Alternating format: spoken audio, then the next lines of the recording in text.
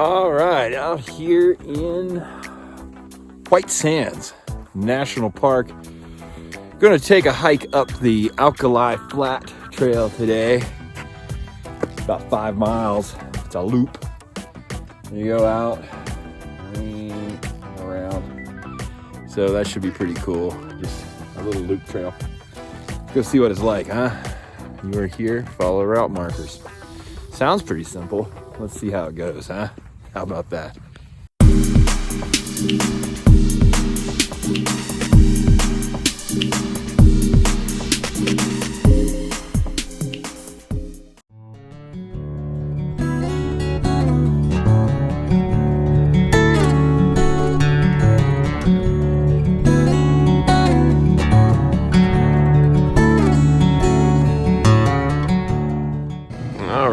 Just waking up here this morning, getting started. Campground here in the Oregon Mountains. That's pretty cool. White Sands down there in the valley, the Tularosa Valley. Day 2 here, White Sands, headed in to do the Alkali Flat Trail. That's the longest trail in the park, and about 5 miles, a little loop trail that runs out into the Alkali Flat and here in the Tularosa Basin of White Sands. Butts up against a missile range over there. We might be able to see some exciting stuff today out here. There was a park closure this morning due to missile testing. Not your average national park morning. You arrive at the gate and the park is closed due to missile testing. You never know. You never know.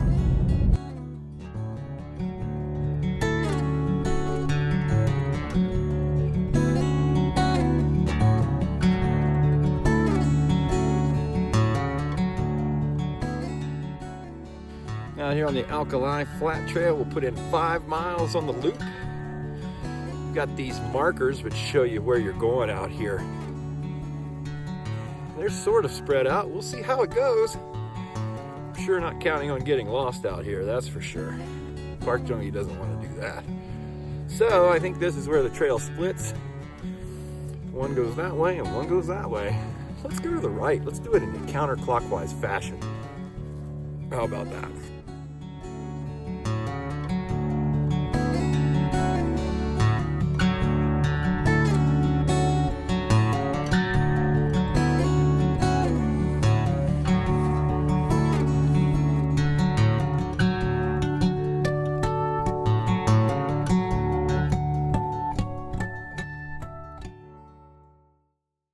All right, friends, well, a visit here to White Sands National Park obviously brings about the question, where did all this sand come from? This is the largest gypsum sand dune field in the world. There's over 144,000 acres of sand dunes here inside White Sands National Park, and even more when you combine it with the sand dunes found in the White Sands Missile Range, which is adjacent to the park. Now, if we want to get to the bottom of where this sand came from, we're going to travel back in time about 250 million years to a point in time when this area was covered by a series of shallow seas. Seas came in, seas evaporated or retreated, and this happened repeatedly over the course of millions of years. When those seas retreated for the last time, they left behind thick, substantial layers of gypsum. Now, gypsum is a mineral that you might not be that familiar with. It's that white crystally kind of mineral.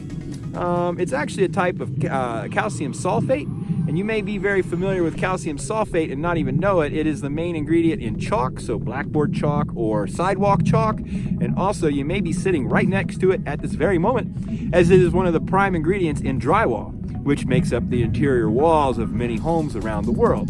Now, after the seas retreated, there were a series of erogenous events, or mountain building events, which crushed up the Earth's crust and thrust it upward. Now, this may have been due to tectonic plate movement, perhaps volcanic activity deep within the Earth. Whatever the case may be, it thrust these areas up in what we call an erogenous event and built mountain ranges all throughout this area of what is now New Mexico and Texas, just to the south of here. Sometime after these mountains were built, a large collapse took place in this area right here between the mountains to the west and to the east. Kaboom! This area collapsed. It is now known as the Tularosa Basin, and that is where we find White Sands National Park. Now, as this collapse occurred, it exposed massive amounts of gypsum in the surrounding mountainsides. Gypsum is a dissolvable, water-soluble material. It dissolves upon contact with water. So subsequent rainstorms, snowfalls, which eventually brought about snow melt, and these wash away the gypsum. It washes right down out of the mountains into the streams below, which lead to obviously the lowest point. Now, in a lot of areas on Earth, you wouldn't think anything of it. At that point, the gypsum would wash down out of the hillsides, be carried away to the sea, and you would never know anything had happened. However, that's not the case here in the Tularosa Basin. Why? The Tularosa Basin does not have an exit for water. That's right, it's a basin. So water comes out of the mountains, flows to the lowest point, and there it stays because there's no exit from that low point. Over the course of the year, it heats up. It gets hot as hell here. So what happens? That water evaporates. And when it evaporates, it leaves behind gypsum crystals in the form of crystal selenite. Now, these are also water soluble, so when water falls on them and the erosive effects of wind take place on that, it breaks them down into little particles that become smaller and smaller, and the prevailing winds of the southwest bring the sand up through this valley toward the northeast. Here, the sand dunes encounter various obstacles which sort of keep them in place, and today, that gives us all of this nice gypsum sand, 144,000 acres of it right here in White Sands National Park. That's right.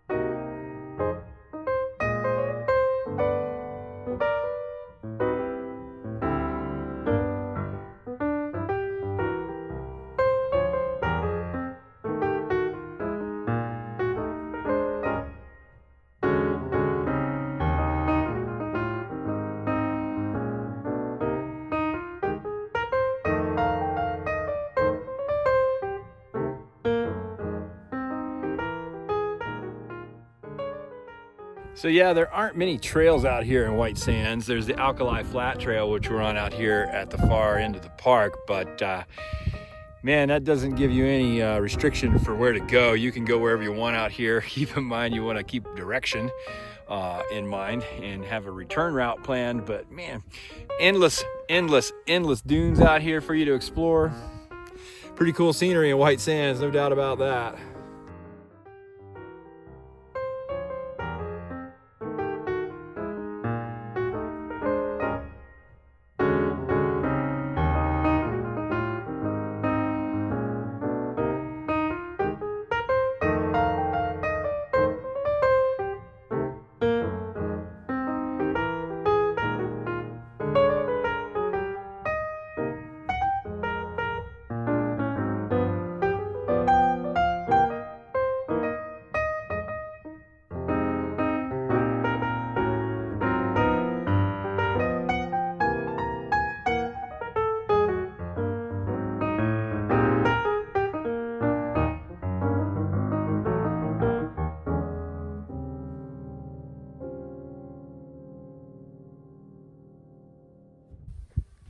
All right, we've came across this strange feature out here. Listen to that.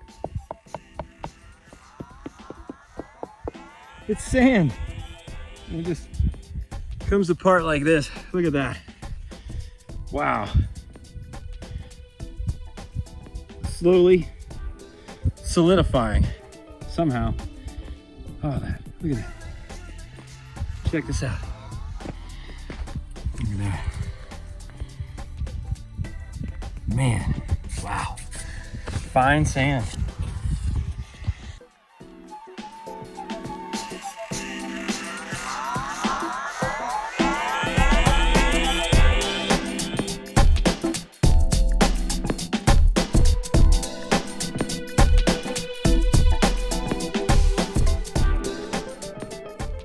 All right, so this is technically the Alkali Flat out here. So the Alkali Flat Trail leads out to this point. From here you turn and go southwesterly to make your way back to the dune fields.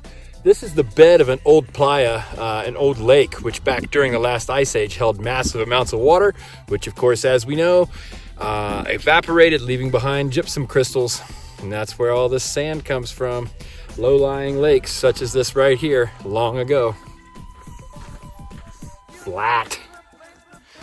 Let's head back toward the dunes.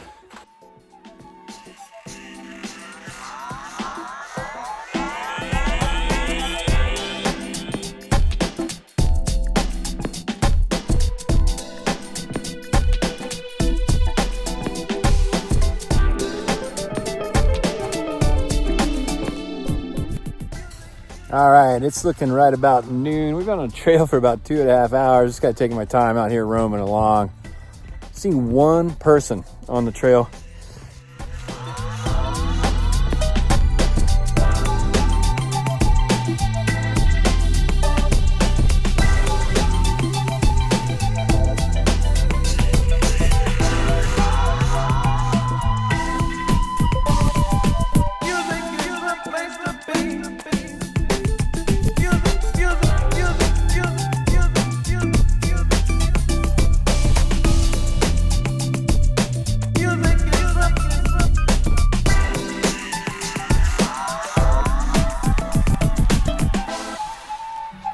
So gypsum sand holds a lot of moisture compared to other types of sand, and that gives life, such as these bushes right here, a hold out here in the desert. And then in turn, they actually hold the sand together, as you see by these large mounds that you'll find throughout the park. Not many of them, there are a few. These plants don't look like they're doing too well, but somehow the roots still seem to hold this sand in place. That mound is probably about 35 feet tall from base to top. Wow.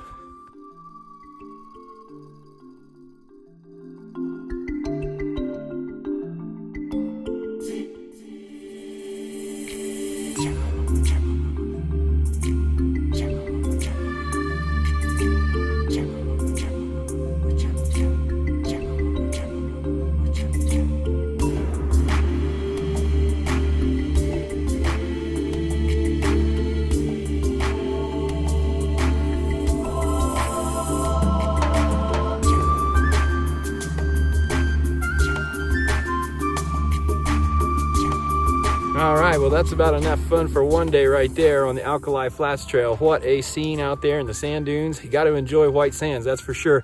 Hey, if you're thinking about coming down here to White Sands, you need a guide to the national park, go over to parkjunkie.com. There you'll find a complete guide to White Sands National Park, as well as all other national parks.